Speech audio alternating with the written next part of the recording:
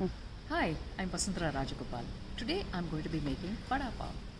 When you think of vada pav, you immediately think of Mumbai because this is probably the most popular street foods from Mumbai. Traditionally, vada pav is made with maida buns and the vadas themselves are made with potatoes and deep fried. But today I'm going to be showing you how to make a very healthy vada pav. I'm going to be using whole wheat buns that are homemade, the recipe for which I have given on my website.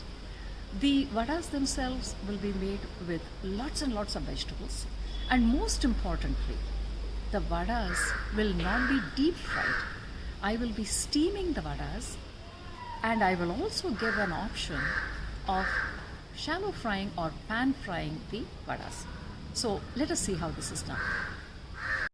We'll start by getting the filling for the vada ready. So chop the vegetables, cook it in a pressure cooker, mash it and keep it aside. Use very little water for this. Again, boil the potatoes, peel, grate it and keep it aside. The first item we'll prepare is the garlic chutney. I do not make the dry chutney powder that is traditionally made because I don't like my vada pav to be dry. So I make a wet chutney. So first I have roasted the peanuts, then the sesame seeds. I'm doing it separately because each ingredient takes a different amount of time to get roasted. See how quickly the sesame seeds are getting roasted. Now after this, I will roast the red chilies. And because I don't use any store-bought chili powder, my chutney will not be the bright red that you see outside. And after I have roasted the chilies, I will now roast the grated coconut. The grated coconut will get roasted, and this is followed by the crushed garlic. Once all this is done, you can also add curry leaves, roast and add curry leaves. I have added some curry leaves. This is optional though. And allow all of this to cool down. And then you can grind it with some water into a thick chutney. We don't want a watery chutney, but we don't want the dry powder either. So here is the thick garlic chutney. Next is the tamarind chutney, for which I am boiling tamarind, dates and red chilies. Once it comes to a boil and is cooked, I will grind it with some salt, and then you have the tamarind chutney. The green chutney, I'm using coriander and pudina leaves, also using some pottukadla or roasted gram to give it that consistency. Now we'll start on the filling for the vada. So in a kadai, I've taken the oil, popping the mustard seeds and added jeera also, as well as the hing.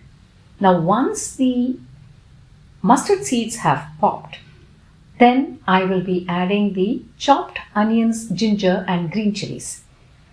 This I will fry till the onions become translucent.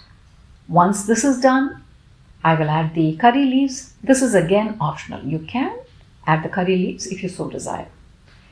After this, I will add the turmeric powder and the required amount of salt.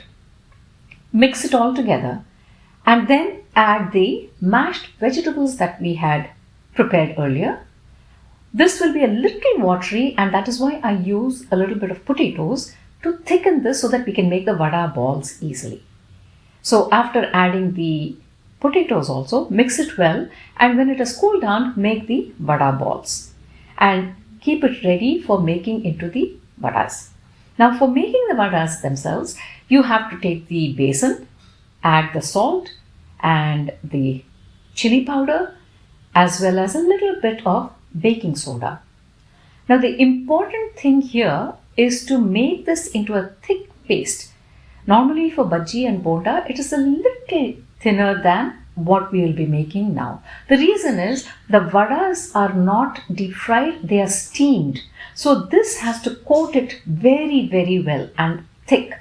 So once this is ready, I have a colander, a sipple in which I have lightly oiled it so that it doesn't stick to it. I have water boiling in the bottom pot, and carefully I will spoon the basin coated vadas and cover it with a lid, where I have also kept a towel so that any steam that settles and deposits as water on the lid doesn't fall on the vadas, and you can remove the excess besan later.